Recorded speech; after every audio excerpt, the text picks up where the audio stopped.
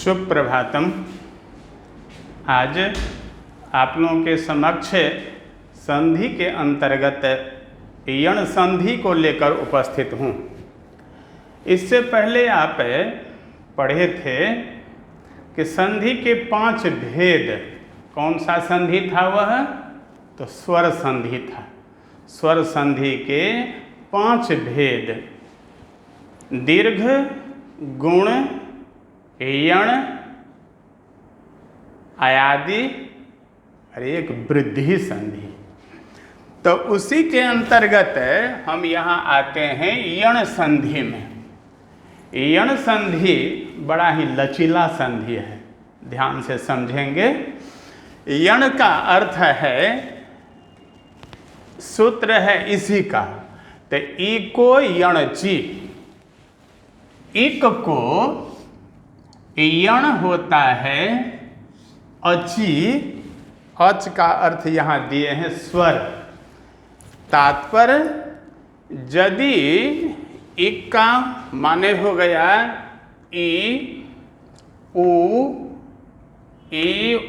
री और लृ, तो ई से दीर्घ ई का भी बोध होगा।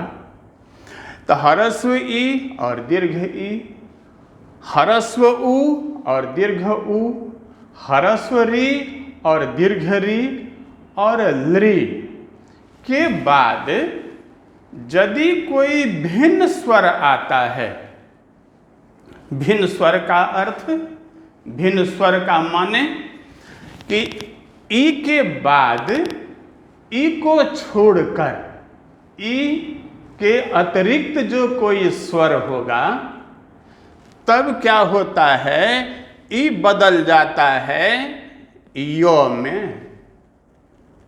ई रहेगा नहीं, ई का य हो जाता है। उ के बाद यदि कोई भिन्न स्वर रहता है तो उ का व हो जाता है। री के बाद यदि री को छोड़कर कोई भिन्न स्वर होता है तो री का र हो जाता है। और लृ के बाद कोई भिन्न स्वर होता है तो लृ का ल हो जाता है। तो इक को यण होता है औच के परे, बाद में रहने से। इक हो गया यह चारों ई, उ, री, लृ के बाद यदि कोई भिन्न औच रहता है, स्वर रहता है, तो ई का य, उ का व, री का र, लृ का ल हो जाता है।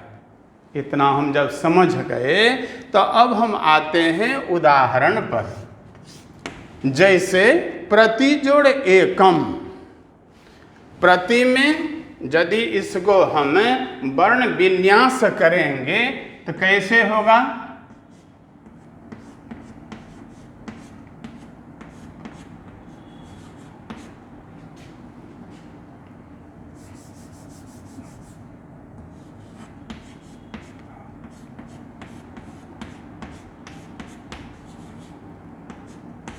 इतना हुआ प्रति, प्रति, तब है एकम।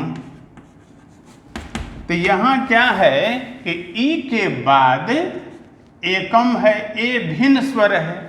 तो ई के बाद यदि भिन्न स्वर है ए, तो क्या बदलेगा इसमें? ई बदल जाएगा किस में? ई बदल जाएगा यो में। ई बदल गया यो में। यहाँ आ जाइए, प्रति जोड़ एकम, ई के बाद भिन्न स्वर है ए, तो ई बदल गया यो में। तो प्र, तो ई का यो में ए मिल गया तो एकार। तो प्रत्येकम, प्रति जोड़ एकम बराबर प्रत्येकम। तो ई का यो देख लिया आपने। अब दूसरा में आइए कि उ के बाद यदि कोई भिन्न स्वर रहता है तो उ बदल जाता है व में। तो मधु, मो, ध और उ के बाद भिन्न स्वर क्या है? ओ है। तो यह उ किस में बदलेगा? उ का क्या हो जाएगा? उ का व हो जाएगा। तो मो, ध और उ का व, मध्व। मध्व में अ मिल गया। तो मध्व रिह, मधु जोड़े अरि बराबर मध्वरिह। अब तीसरा में हम आते हैं कि री के बाद यदि कोई भिन्न स्वर रहता है तो री का र हो जाता है। तो यहाँ क्या है? पितृ में पी तो री है, री के बाद भिन्न स्वर है आ, तो यह री किस में बदल गया? र में। तो पित्रा देशः, पितृजोड़ आदेशः, पित्रादेशः, मातृजोड़ आदेशः बराबर क्या होगा? मात्रादेशः। अब आइए लृ में। यह समस्त लृ है, ऐसा नहीं समझेंगे कि ल में री लगाए हैं, यह पूर्ण लृ ही है। तो लृ के बाद भिन्न स्वर है आ, तो लृ का हो गया लो, आ मिल गया ला, लाकृति। अब फिर एक बार पुनरावृत्ति करेंगे। यण आपने देख लिया, यण कौन कौन हुआ?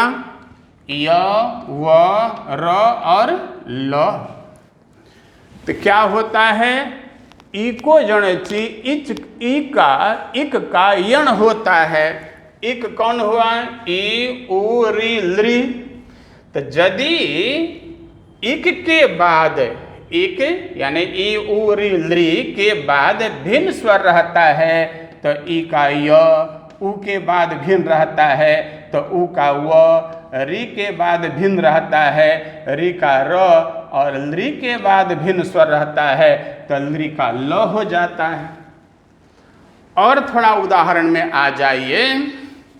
अतिजोड़ आचारः। अब आप यदि ऊपर थोड़ा सा भी समझ गए हैं तो पुनरावृत्ति में आइए। अतिजोड़ आचारः क्या बन जाएगा? ई बदल जाएगा किस में? य में। तो य से जुट गया, आ गया य के बाद अत्याचारः। अत्याचारः।